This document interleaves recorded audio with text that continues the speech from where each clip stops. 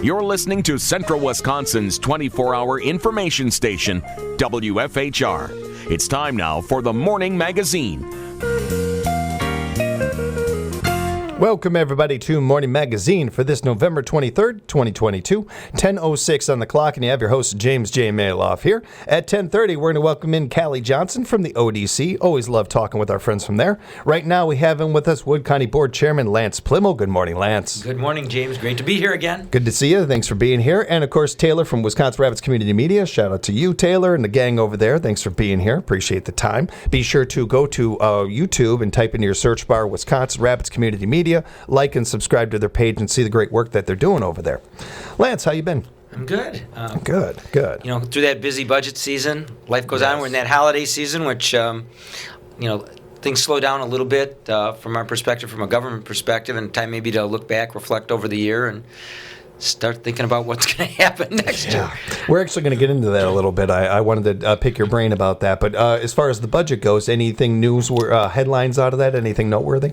Not really. The one thing, ironically, we have some additional spending, but due to some, assessment changes and some of that, the mill rate in the county is actually going down this year, despite the fact, we're building a jail and some of those other things happening. But, like you at home, we're dealing with the same inflationary issues, gas for squad cars and vehicles and heating, electricity, you name it. Think of the cost of food right now as you're putting a Thanksgiving dinner on your table and figure we feed over 100 people in our jail 3 times a day, 7 days a week, 365 days a year. And there's some of those costs that you can do your best to control, but you can't just move away from. They are there, they exist, and you have to deal with it. So inflation's wreaking a little bit of havoc with that, as well as the same things you deal with at home, healthcare costs and some of those others. And local units of government, counties, like those others, our hands are tied because our tax rates, our tax increases are tied to net new construction. And we tend to live in an area of the state where there isn't a heck of a lot of net new construction. So, you deal with it. You can't make more widgets. You can't turn up the production line. You can't generate more money unless you raise user fees on the taxpayers who are already paying taxes. So it's an interesting time of year always. Is it a situation where we've exhausted everything and that's it? We're just stuck like this? There's got to be new ways and better ways to do things. And we constantly look at that, both internally and externally. And right now the state's taking a real serious look at property taxes and saying, is that really the way we should fund local government? And the answer is probably not. It probably should be a consumption tax of some type, sales tax and others. They're looking at revamping some of those. But, in its current situation, at some point you really can't cut any further. I mean, I'm always afraid to say something in today's world of political correctness, but you can't get to the point where you say we're going to let all the roads go to gravel, or those people that we have incarcerated, well, we're just not going to feed them, or the police department's just not going to respond to calls anymore because gas is expensive. You know what I'm saying? How dare you, Lance? Yeah. My father is a road. My dad's a road, and you're not going to. No. Yeah, but that's those are things that you have to do, and then you have to find more efficient and effective ways to do that. But it's interesting every day. Well, certainly when we're in the political heart of that season and everything, you couldn't go 5 seconds without hearing inflation. And now that we're out of it, this conversation is the first time I've heard anybody talk about inflation since the political season wrapped up. But I was thinking it then, and I'm wondering now, and I've done my homework on this topic and this subject. It's not going anywhere. Things are where they are. We can hope, and we can see some change here and there. Gas prices go down 15, 20 cents, things like that, little bits and bits. But the idea that we're going to go back to a day where, we're going to have $2 gasoline or that kind of thing, like that stuff, that the best minds that understand our economy understand that we're going to get to this point eventually. The pandemic just sped things up. We all have done this where you watch TV shows and movies, you see them from the 80s or the 70s, and wow, gas was $1 or something like that. I mean, that's just the way of the world. If that's the case, and this is where we're at, isn't it a matter of kind of figuring out what we do from here going forward and how we can make things adjust to things to where they are now? Yeah, to some extent, the inflation you've seen is built in, and you're right, prices are not going to go back down to where they were. They will for some commodities. Yes. And fuel is one that actually does tend to go up and down quite a bit. some of your grain prices. You see those go up and down. But a lot of that's baked in, and what you have to look at is where you're going to be going forward. You cannot sustain the 8% that we have, 9% this year, in perpetuity. It just doesn't work. Now, if next year it's back down at 2% because of some of the controls the federal government puts in place, that might be doable. You're seeing home prices come down right now. You're seeing it. Part of that, not so much because of supply and demand, but because of interest rates and the lack of available buyers. I mean, you've crushed that to some extent. The interesting part when you sit in a chair like I do, or you do. I mean, you get phone calls during the day, but people get criticized often. When they serve in a governmental role, and I said, the way to avoid criticism, is to say nothing, do nothing, and be nothing. If you speak up, if you have a thought or an idea, it often gets criticized. And ironically, sometimes those are the best ideas, and those are the things that come to fruition. On the other hand, like anything else, if you're throwing ideas out there, if you're trying things, sometimes they fail. And I think the difference between good governance, bad governance, or those people that you would hope are in charge, are those that realize that if the decision was bad, you change direction. That's the problem with partisan politics. I'm stuck in, this is the mindset of the party, I have to go this way no matter what. And I can tell you often here, we make a decision, we go, that didn't work so hot. Maybe we ought to pivot here a little bit, go a little bit different direction, and see if we can't correct it, really without worrying about what the political fallout will be. It's result driven. So that's where we are in today's world. Yeah. I wanted to talk a little bit about some of the meetings you guys have recently had. I saw that you recently had a addressing growing public health challenges, social isolation, and loneliness meeting. The Susan Smith Wood County Health Department had this and talked about it, and it's a topic that we talked about with them recently. Last week they joined us and we talked about it a little bit. I saw just an opening here to bring this up again, and just to remind people about it, especially as we're going into a holiday.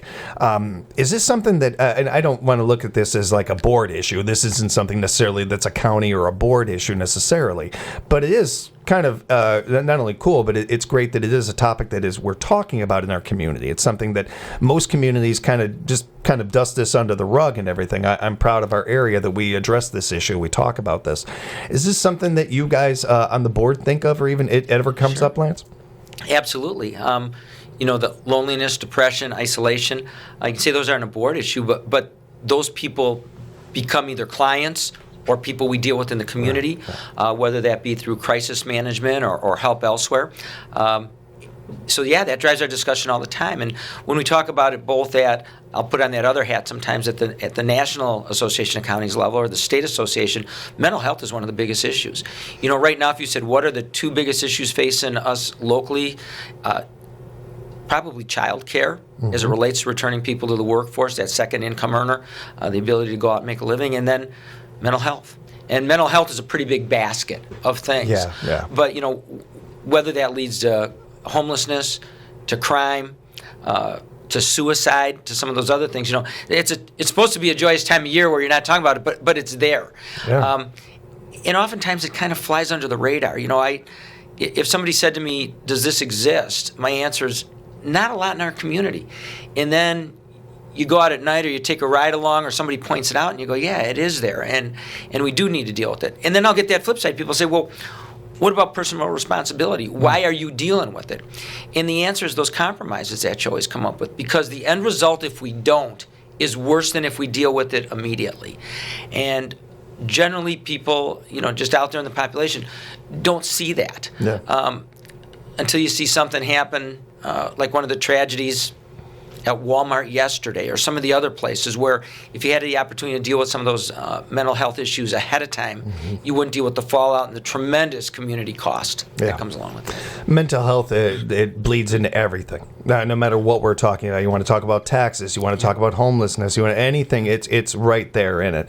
I would CC anybody, any conversation that Sheriff Becker and I have had where it has been one of the main topics we talk about because it's such a huge part of the or the why somebody commits a crime oftentimes. Not every time, obviously, but a lot of the time.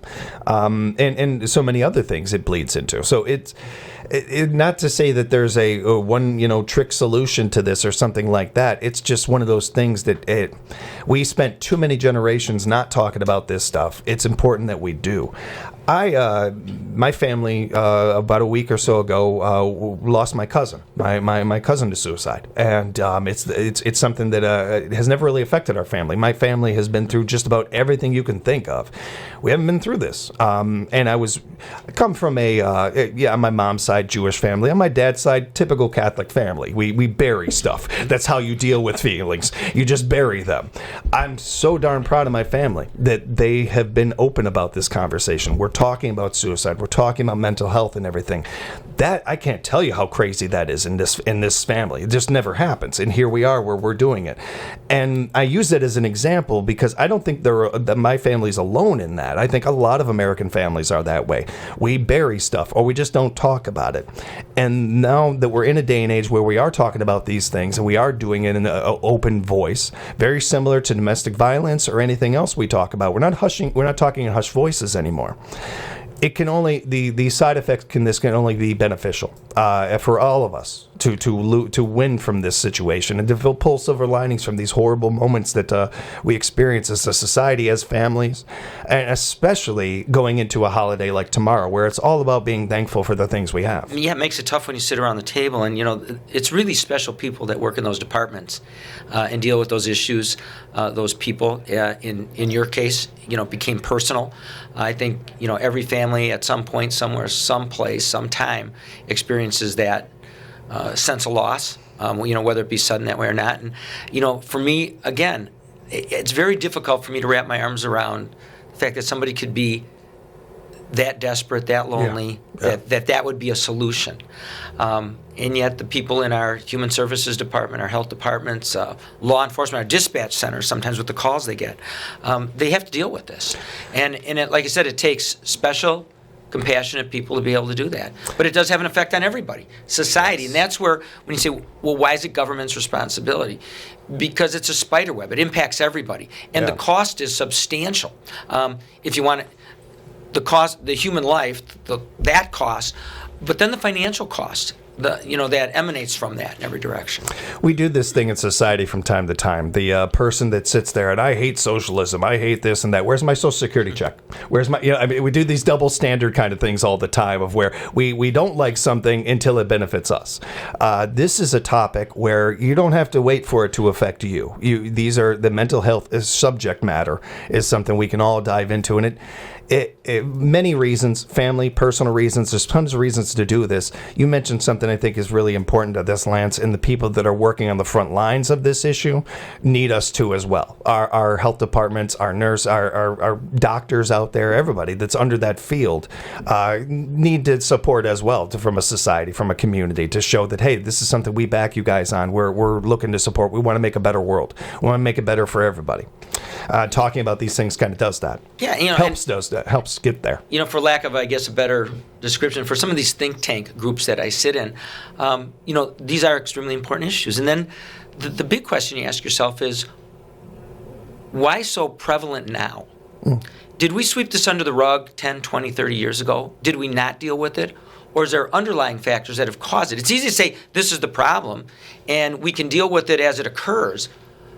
But we tend to try to dig deeper and go, why? Yeah. Why are we here today? Again, it might be the way news is handled today. Stories quickly get out, not only nationwide but worldwide. So maybe it's just more visible to some extent, or maybe it gets reported because newsrooms are doing that and social media broadcasts it. But it seems to me like it's become much more regular in nature. It happens every day. And so the deeper question is, why? How did we get here? Now, I got a homeless person who's got mental health issues. Well, I can deal with that. But how do all of a sudden we have tent cities, in your, Los Angeles? Gee, some of the places I've been to recently are a mess. And Los Angeles is a mess. San Francisco is a mess. Portland is a mess. New Orleans is a mess. How did they get there? And how did they seem to get there so rapidly? What did we do? What did we either change or what happened? And that's what I don't have an answer to. So if somebody out there has that answer, please chime in, please. Yeah, we'd love that. I think that especially if you've been paying attention, especially to the homeless situation there that you mentioned, something in my whole life has been in my radar and everything. You're right about some of those cities that you mentioned. They're getting worse with that, and some of the things that are happening there. Again, we fall right back to mental health, and we come right back to that. And what is causing that are these, because realistically, the numbers haven't necessarily like overwhelmingly grown or decreased. The numbers have stayed pretty steady throughout our country's history. It's just we have more people. So of course there's going to be more of this group, more of that group, and everything.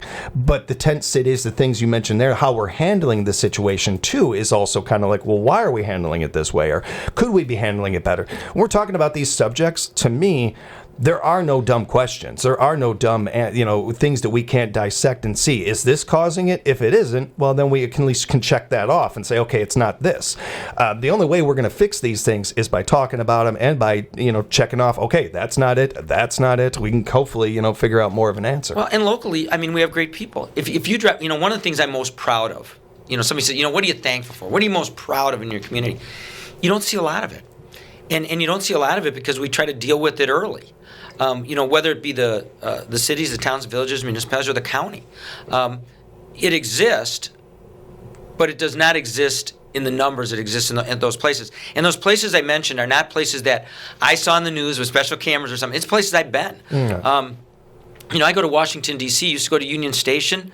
And ironically, that was on the news recently because there was a press conference held there. But I made the comment 2 years ago, you walked in this absolutely gorgeous station filled with, tend to be high-end shops, people traveling, the Acela lines back and forth to New York, D.C. I was in there last winter. Every doorway, let me rephrase that, half the businesses were gone. Every one of those doorways within that beautiful building had homeless people sleeping on the floor. There were needles laying around. There was a homeless encampment outside the building. So it's, for whatever reason, it's a burgeoning problem. And so to go back to locally, we try to address that right away. And a lot of that gets addressed through local organizations. You hate to single them out because you're going to miss them, but, you see the work they do with the women and infants, the WIC Center, some of that stuff, the Hannah Centers, the charitable organizations, the churches. I'm going to leave a whole bunch out, but Mary's Place. There's all of those. Yeah. All of those organizations that reach out in our community, they can be, charitably based. They can be religiously based organizations, but they handle a lot of these that, as government agencies, we don't even deal with. So I'm extremely proud of the people we have out there. I agree with 100% of what you just said there, and you're absolutely right. The way that we handle it. That's good because my wife will not agree with me 100% on anything for the next 4 days. At least one person does. Right. Yes. I will. Just to say, and I'm not countering or pushing back on what you're saying there. I will say that when it comes to bigger cities. Your bigger population, every problem is you whatever situation you think here in our area, times that by about 50. The magnitude is different. And I get you get that. Yeah. But we have laundry and it piles up and you don't get it done that day. And then the next day you got 20, more and more and more. And it's the same situation. The magnitude is absolutely understandable. But that doesn't change the fact that it's still a problem. It's still a problem. It doesn't. And conversely, though, those cities are that much bigger. So when you see it in a condensed, in a very compressed area, you go, why? So the question is, and we sit around and talk about this all the time, is how did we get there? How do we change that? Right. Is it changed through education? At the youngest levels. Is it changed by the kind of education we do? If I had the answer, I'd change it already. Yeah. But I don't. But there's, one of the things I think that we forget to do sometimes is look back at history. And, every now and then, I won't say I read a ton of books, but I'll sit there and just some days and go through some of the old quotes by some of the great philosophers of time, the Aristotles and other people in the world. And you read those, and I don't think kids today, young adults, have a chance to read that stuff. And it's amazing how that resonates in today's world if you follow that advice. And one of my favorite ones, for 20 years I was the finance chair and vice president of finance for the Boy Scouts in this area. And we had a program called Friends of Scouting. And it's one of the ways they fund the Cub Scout, Boy Scout programs in this area. And, you ask people to make contributions. And one of the lines I used to use in that for 25 years was an Aristotle quote, and this is not exact, but it was one of those that basically said, eventually you're not going to be judged by the wealth you accumulate, but by the success or failures of your children. And I can expand the children to, anybody within the community who's younger. And if I take that and I look at that from that respect, I say, so what do I'm going to challenge everybody out there. I had the opportunity to address a group the other day, and one of the things I mentioned them, I said, I'm going to challenge each and every single person in this room to be a mentor to somebody, because everybody in that room was somebody of prominence within their community. And so often, you go about your day's business and you do your own thing, and you forget that you wouldn't be where you were if somebody wouldn't have taken you by the hand and led you in the right direction and provided you the guidance. So I was probably talking to 1,000+ people, and I said, be a mentor. To a group, to a person. So somebody somewhere, someday, looks up and said, my world's a little better because somebody helped me along the way. And that's where it starts. Just speaking of quotes, because I love quotes, you really hit me on that one. From Gandhi, a civilization is measured by how it treats its weakest members. And I think a lot of everything we've been talking about today kind of comes right back to that. And dealing with mental health, dealing with any of the issues any community deals with, especially our own here. You've mentioned and I've mentioned we don't have the answers. We can get the answers together. The only way we're going to get the answers is working together, is all of us working together and all of us coming up with them together. There is no magic thing for this other than that. We either fall, individually, or we rise together. That's the only way this works. Otherwise, we're going to be stuck here, and me and you next month are going to be having the same conversation. Well, let's go back to your family tragedy. Suicide is devastating to families, but it's certainly not income-driven. It's not success-driven. I mean, you look around the country, and some of the most successful, influential people deal with these same mental health issues, which is, you think that some of those things that you materially possess might offset some of those other things, and it doesn't. And so, as a society, we need to garner the tools to be able to identify some of those challenges, some of those things, because those same issues tend to affect you whether you're wealthy, whether you're poor, whether you're healthy, whether you're not, and sometimes it just takes somebody around you to speak up and say something, and that goes back to the first thing I said. Say nothing, do nothing, be nothing. Sometimes you just got to speak up. Well, that's and help. I don't like sharing my family's laundry. I don't like doing those things, but I also know that that's the stuff that's good. Like you just said, talking about these things is the only way. For way too long, I'm not talking about that. That's people might think different thing, whatever. No, that's how we got into this trouble, is by too many people not talking about these things and not sharing this stuff. Again, we're going to get through this together, or we're not going to get through it at all. So working together is how we're going to get a lot of these things figured out, hopefully. And either way, I mean, at the very least, we'll have something to talk about. So I mean, as you sit around the table, I mean, we're coming up on Thanksgiving tomorrow. So when you sit around the table, think about what you're thankful for. What makes life great? A lot of it is family or extended family. It doesn't have to be somebody you're related to. I know a number of people do Thanksgiving dinner with friends because they don't have family there, but those friends become family. Yeah. And that's, those are the kind of things. And whether it be people you work with, people you associate with, whether it be, like that old adage, you can choose your friend, you can't choose your family. Right. But they're usually there. We are very appreciative of you guys and our whole board, Lance, of our Wood County, our friends at Wisconsin Rapids Community Media and everything as well. Appreciate the time as always. And you have a great Thanksgiving. You too. Have a good Thanksgiving, Taylor. You and yours. Have a great one. Thanks a lot for being here. We'll stick around, everybody, because we got ODC coming in here in part 2 of Morning Magazine at WFHR. Game day, Green Bay and Minnesota. Place, the frozen tundra. Kick off your new year by scoring tickets to this longtime